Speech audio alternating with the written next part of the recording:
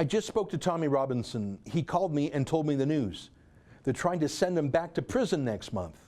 Here are the details. You know, it was just last week Tommy won his stunning Court of Appeal victory. So many people were jubilant, and the elite media were furious. Justice was served. Tommy was vindicated. When he was let out of prison, I met with him and his family, and I had a hug and a handshake. We paid the last of his legal bills, and then we shut down our crowdfunding campaign. We were done. I came back to Canada. Tommy went away with his family for 2 weeks of quiet personal time to reconnect with them. Mission accomplished. That felt pretty good. Thank you for helping. But now Tommy called me. Why would he do that? He should be spending time with his family, not talking to me. Well, he had bad news. First, he tells me he's been unwell. You saw how he was abused in prison. They starved him. He lost 40 pounds of weight. They refused his request to let him even buy more food. They did not give him any medical care in prison. Since he's been out, he's been to the hospital twice already. He'll get better eventually, but they tortured him in prison, physically and psychologically. A man's not meant to be in solitary confinement, locked in a small cage 23.5 hours a day for 2 solid months, with Muslim prison gangs being allowed to come right up to his cell, shouting violent threats at him, literally pushing their own human excrement through his prison window, all the while he's living on just a can of tuna and a piece of fruit a day. Only 2 visits the entire time from his family. That's what the prison officials ordered be done to Tommy. But that's not the worst of it. Tommy tells me that the UK government insists on proceeding against him in criminal court a second time. You thought they were done with him. They want to put him through another trial for the same thing, for his Facebook live stream that day back in May in Leeds, the one that he just spent 2 months in solitary confinement for, an improper and illegal sentence, according to the Court of Appeal. They want to do it to him all over again. They want to put him in prison again. I am sorry, but that will probably kill him. You saw him after 2 months in solitary confinement. Now imagine him after 13 months.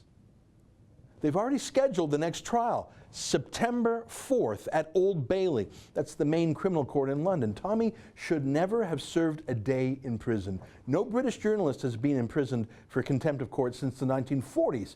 But they want him to serve even more time now. They want to go at him again. I should tell you, and let me be very clear on this, the UK government does not have to do this. In fact, they've never sent a journalist to prison for contempt of court since the 40s. The leading contempt of court case in the United Kingdom, the leading legal precedent, a judgment written by Lord Justice Brian Levant himself, the head criminal judge in the UK. He says you don't have to do that. You don't even have to retry someone for contempt when it's thrown out for procedural reasons, as happened to Tommy. Let me tell you about this important legal precedent for 1 minute and look at the double standard as it's applied to Tommy Robinson. In this leading case, there was a lawyer named Ian Stewart West who is in outrageous conduct in court. There he was in court arguing with the judge, insulting the judge, and then he refused to show up in court when the judge ordered him to do so. And he quarreled with the judge. He was abusive to the judge. And then, and I can't even believe this, this lawyer, Ian Stewart West, stood there in the court and demanded that the judge apologize to him. That judge later wrote, and I quote, "I thought your behavior was appalling in open court. I think leaving court when you were required here in the afternoon was monstrous." Appalling and monstrous. Later on, Judge Brian Levant of the Court of Appeal called it, and I quote, "willful and deliberate disobedience of an order of the court as an act of defiance which is serious misconduct," unquote. So what happened to this guy? He paid a fine of a few £100, but then he appealed, and the Court of Appeal quashed that verdict like they did for Tommy, saying it was procedurally flawed, like they said for Tommy. But they decided that Ian Stewart West didn't have to go back for a second hearing. He was done. No fine, no prison, he could go. Monstrous and appalling. But Tommy, who just improperly spent 2 months in solitary confinement, he has to go back to court again and likely back to prison again. Tommy has lost 40 pounds from starvation in prison. He is unwell. He did not deliberately undermine the courts like Ian Stewart West did. He immediately offered to take down his Facebook live stream when asked. He cooperated. He didn't even know he was breaking the rules in the first place. He didn't shout back at the judge like Ian Stewart West did. Ian Stewart West was free to go, but Tommy Robinson has to go back to court. So Tommy called me and asked me to help him one more time. And I told him I would. He said he needs to pay for the lawyers again. I've talked to the lawyers, and so we've started up SaveTommy.com, the crowdfunding page again, because we have to pay for them to prepare for another hearing now. We have to pay to do this bloody thing all over again. Can you please go to SaveTommy.com to help? Please do. But why is this happening at all? Has Tommy not served enough time in prison for being a journalist? Last month, I met the new Attorney General of the United Kingdom, Geoffrey Cox. Did I tell you that? I met him the day he was sworn in court. I went right up to him and I shook his hand and I asked him about Tommy Robinson and Tommy's treatment in prison. Now, Cox said he had been too busy preparing for his new position of Attorney General to get caught up on the news about Tommy. Okay, fair enough. But he surely had a chance to get caught up by now.